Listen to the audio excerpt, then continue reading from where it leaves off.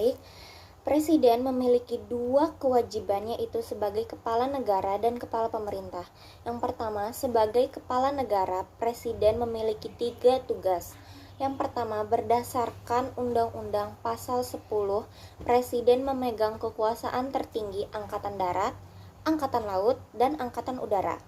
Dan tugas yang kedua dan ketiga berdasarkan Pasal 13 ayat 1, Presiden berhak untuk memilih dan mengangkat duta dan konsul, serta Presiden berhak untuk menerima dan menempatkan duta dari negara lain atas pertimbangan DPR.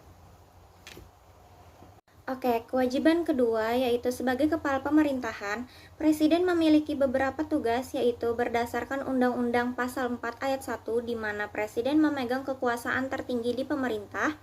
Lalu Pasal 3 ayat 2 di mana Presiden dapat menetapkan peraturan pemerintah untuk dijalankan berdasarkan Undang-Undang Dasar sebagaimana mestinya.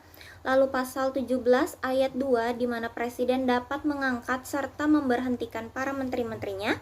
Lalu Pasal 2 ayat 4 di mana Presiden dapat merancang dan mengesahkan undang-undang yang telah disepakati oleh bersama untuk dijadikan Undang-Undang Dasar Republik Indonesia.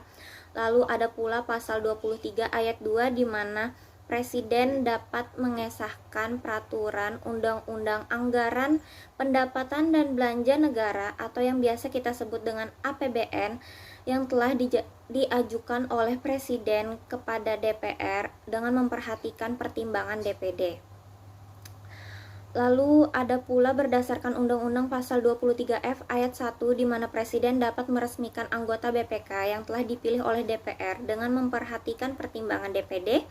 Lalu berdasarkan Undang-Undang Pasal 24A ayat 3 dengan memberikan persetujuan dan menetapkan Hakim Agung yang telah dipilih.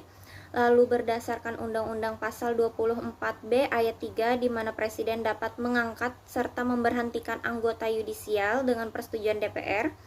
Lalu berdasarkan Undang-Undang Pasal 24C ayat 3 di mana Presiden dapat menetapkan anggota Hakim Konstitusi di MK yang telah diajukan oleh MA, DPR, serta Presiden itu sendiri.